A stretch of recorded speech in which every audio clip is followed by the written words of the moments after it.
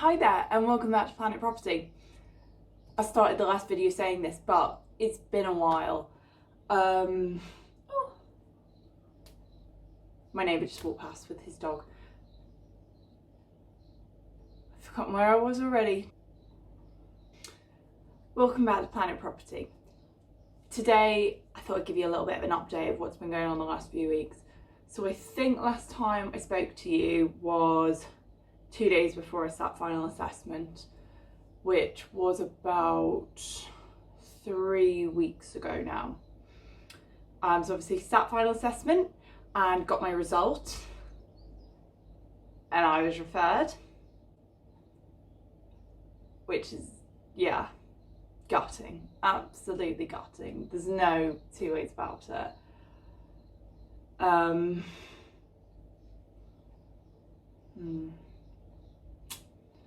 Yeah.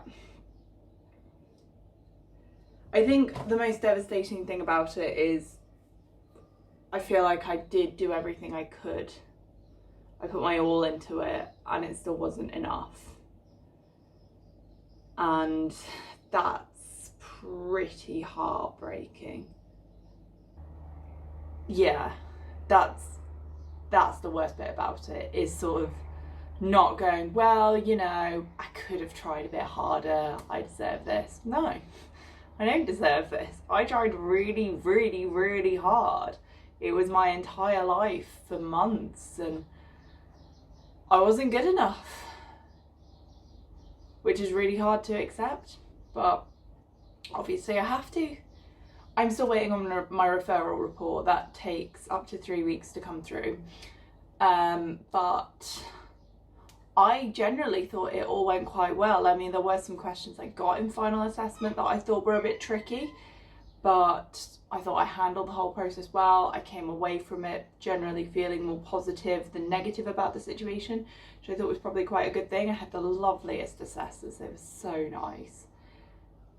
But these things happen, you know, and I think as well it's important to note that the APC has such a low pass rate. I think it's something mad like 60% or something, which is nearly only half of people who sit it pass. So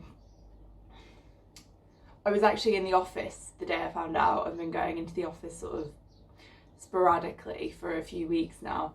I was in the office and I was sat next to one of my colleagues who is a good friend of mine. She's a surveyor, and she'd been sort of basically my biggest support and biggest cheerleader throughout the process. And she was all day, she was saying, refresh it, refresh ARC, you know, must be up there. Everyone else finds out early in the morning. And it wasn't there, and then it finally came through and it said, unfortunately, in this instance, you've been referred. And she was gutted for me. She said, I really thought you'd done it. You've done so much. You've put so much into it. But one thing she did say to me was, this is a really, really hard thing to do when you have lots of support and lots of help around you. And you haven't had that. And I suppose that's sort of what I think might have been it. You know, I didn't even really do a proper mock. I did a mock with someone who I know from an external consultancy, but yeah, I didn't sort of do a formal, like, that was more sort of, she gave me some really, really tough questions on my weakest areas, which was development appraisals and valuation, and also, you know, a grilling on ethics. But I didn't do a sort of formal sit down mark with a proper run through the whole thing. I did try and organise one, but you know, it just never came to fruition in the end. Yeah, I didn't have a lot of support from my company or work, just sort of with regards to formal support, with regards to people sort of looking over my submission and helping me with questions and, you know, giving me contacts for organising mocks and things like that. So that made it harder. Yeah, just sort of things like that. And I suppose,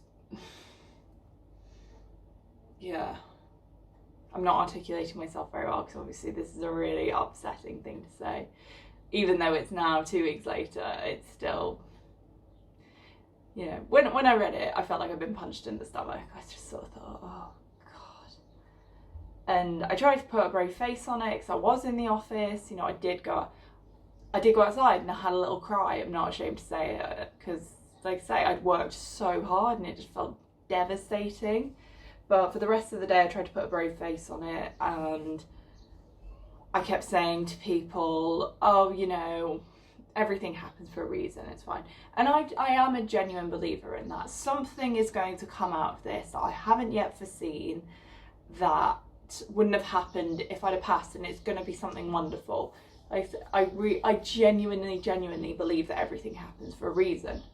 But that doesn't mean that at this very moment in time, that bad news isn't devastating and isn't soul destroying. And I've had moments over the last couple of weeks where I've realised things, such as a couple of days ago, I realised, oh, I'm going to have to start keeping my diary again every day, and things like that. So, yeah.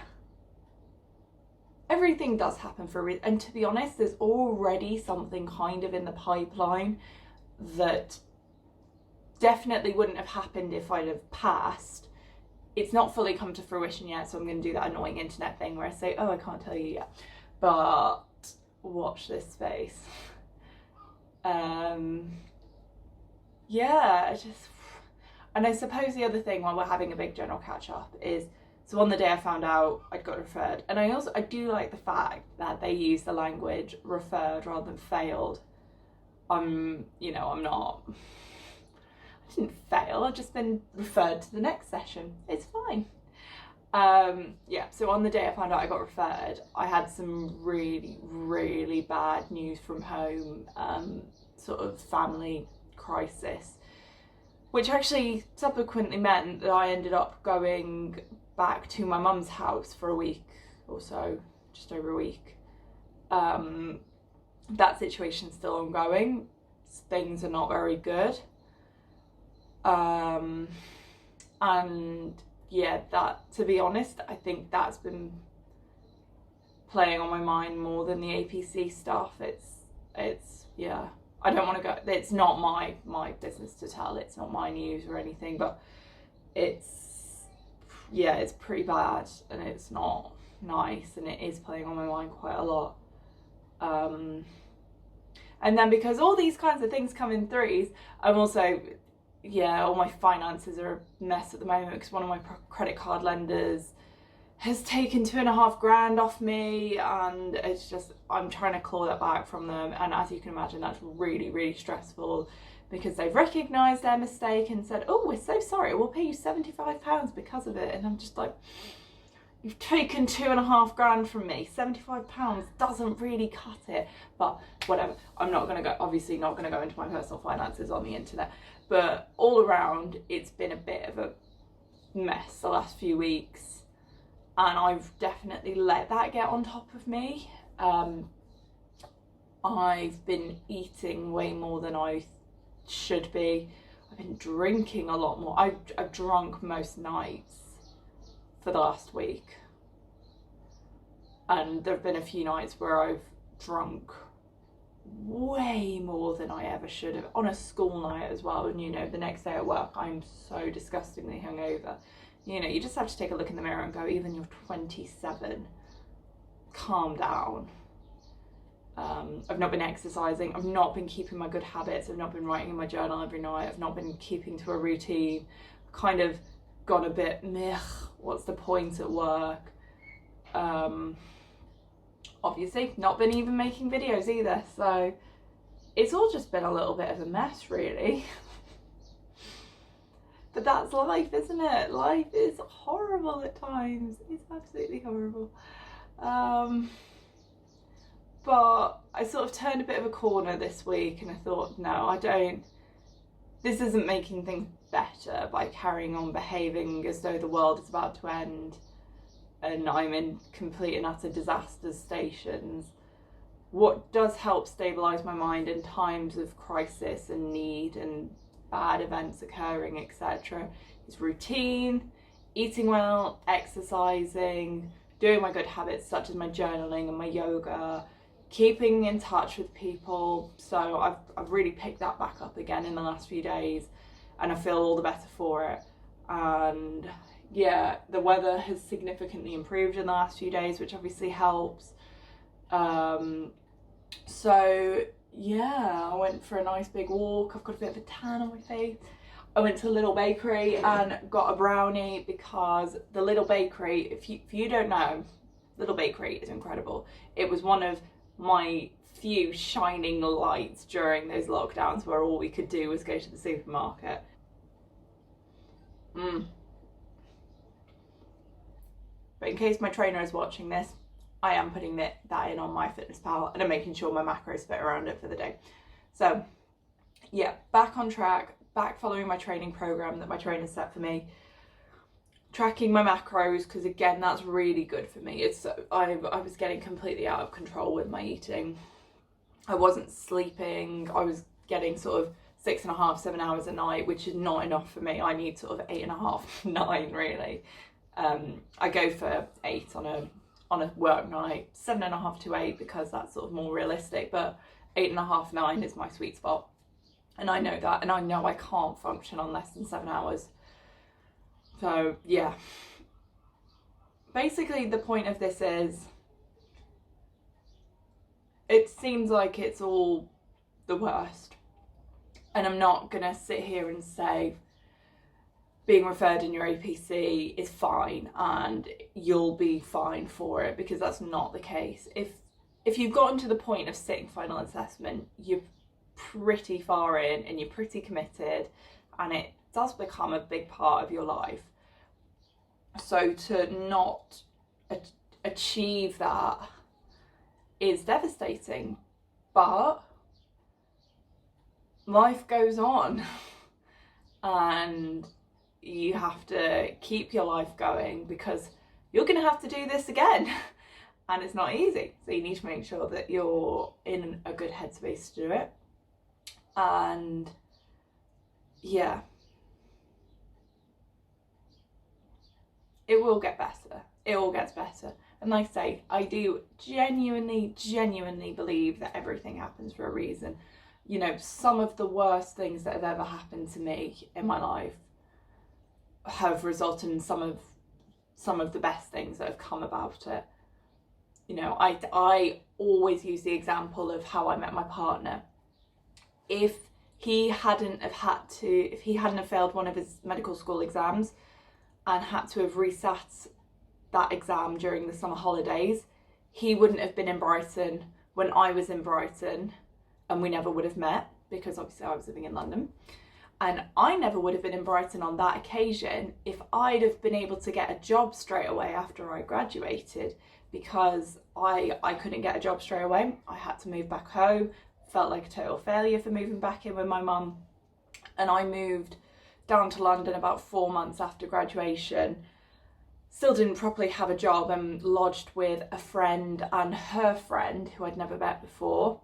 And like I say, the friend of the friend then became one of my closest friends, and I was in Brighton for her hen do, which is when I met Tom. That's all very convoluted. I hope that makes sense. Basically, if I'd have got a job straight away from uni, I never would have met this girl and wouldn't have been on her hen do. And if Tom had passed his exams, he never would have been at Brighton, and the two of us never would have met, and the best thing that ever happened to either of us never would have happened. So that's just a small example, but something will come of this, and at least next time I know what to expect as well. So that's it. I'm going to finish my brownie and my cup of tea and enjoy the rest of my day, not really doing anything, maybe sitting in the garden enjoying the sun before my referral report comes through and I have to start the work again. But I hope you're all keeping well, enjoying the sunshine if you're in the UK at the moment, and just, yeah, sending lots of love out there to the internet, because again, I'm a believer in the karma, so if I send it out, it will come back to me. I'm getting so cheesy. I'm going to wrap this up, and I will see you next time.